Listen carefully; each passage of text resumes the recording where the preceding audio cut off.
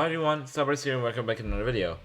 Today we're going to do an analysis onto the new Legend Pass monster, Queen ZAHARA. Now, as I told you in the last video, I'm recording this 10 minutes after the video got uploaded. As I said in the last video, I said there will be a doubt of Queen ZAHARA being really good, and we'll see today if she's good or not. Now, I haven't seen a lot of her, like I haven't seen all the skills, but for what I've seen, I've just seen this image. She doesn't look so good, but I think she could be quite an interesting monster to run. So let's read the lore first. All of this has been taken from the Soldier Point forums. I'll just read the lore. War Master ZAHARA was the initiation of the Blossom era. And not only because she could use the magic ritual along with the other forest monsters and changed everything, but also because she was the first one to try a sweet nectar that was previously unknown to monster kind. This nectar comes from a magical plant that was born with the Blossom era and manifests itself only on a few chosen monsters, so it was only logical for it to grace ZAHARA before everyone else with its presence. After drinking the nectar, she transformed into Queen ZAHARA and became the leader of the forest. And became the leader. Oh God, I'm so bad. And became leader the forest needs in this new era. So, design-wise, I don't like it. She just looks like they disfigured her head, and I don't like it at all. So, before we look at this, let's look at the trait. Queen ZAHARA is a nature and light. So, I don't know where the light comes from, but I guess that's it. She's a light attacker with reverse healing and healing. Okay, I did not know the reverse healing, you're right. So, she starts off with total life increase. I am not surprised by that. Rank 1 immune today. You can't come up with immune to days, dude. That's the worst trait ever. This is actually like the worst trait a monster could have. Even an immunity to a torture is better than this. Then we have rank 3 Caster immunity, torture immunity, Caster at the start of every battle.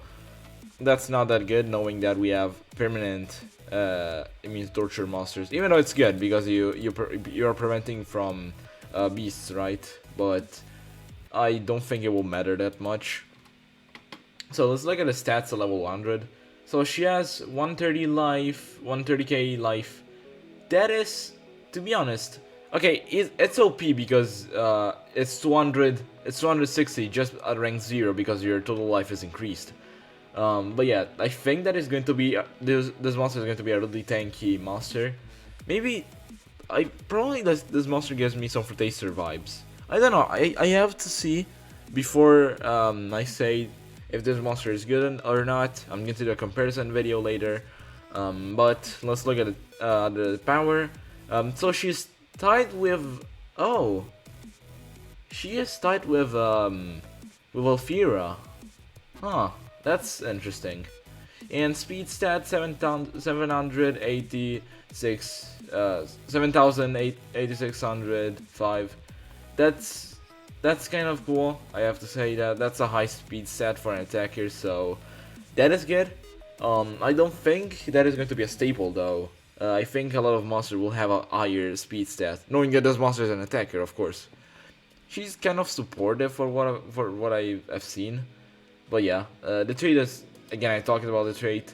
She can hold a staff and an essence! Okay, the staff is really good because of the stamina recovery, and the essence is good because of revival.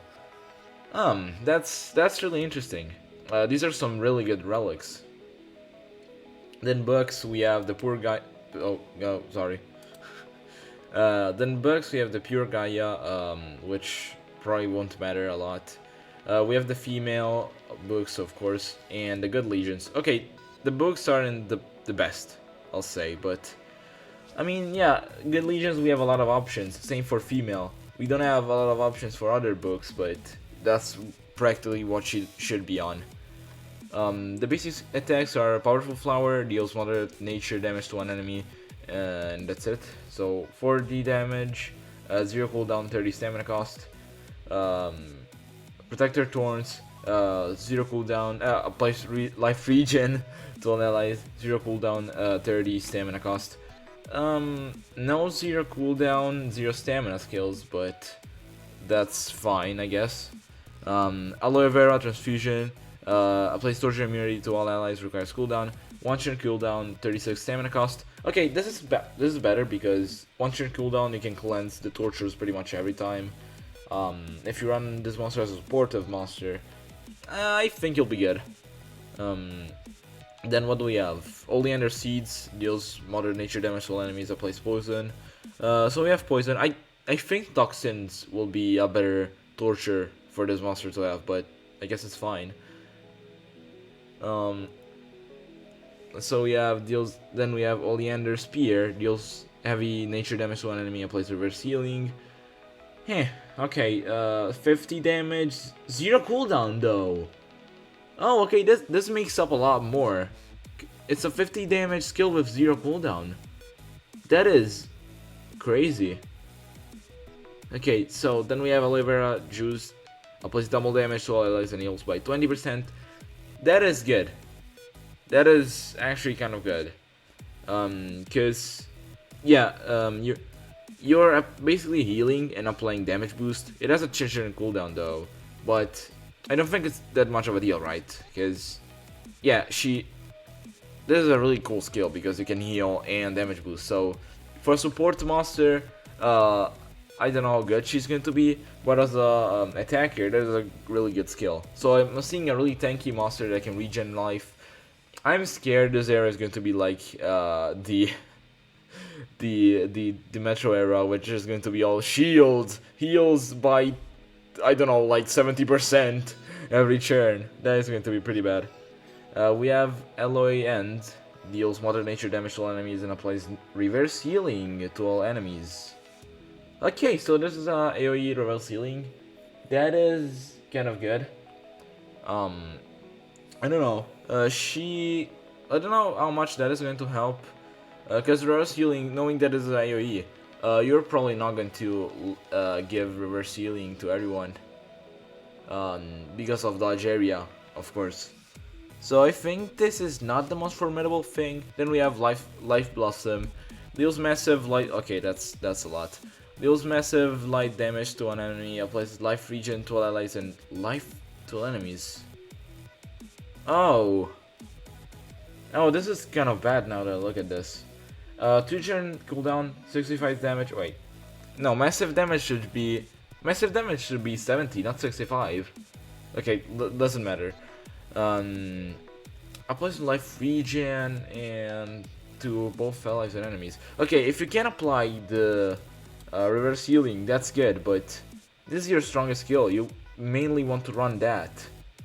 And no, you can't because you're forced to have the reverse healing for this to be good, unless you're like just healing the enemy.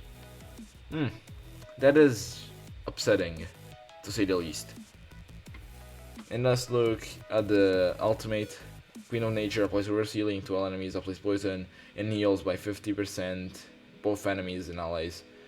Yeah, that doesn't really matter.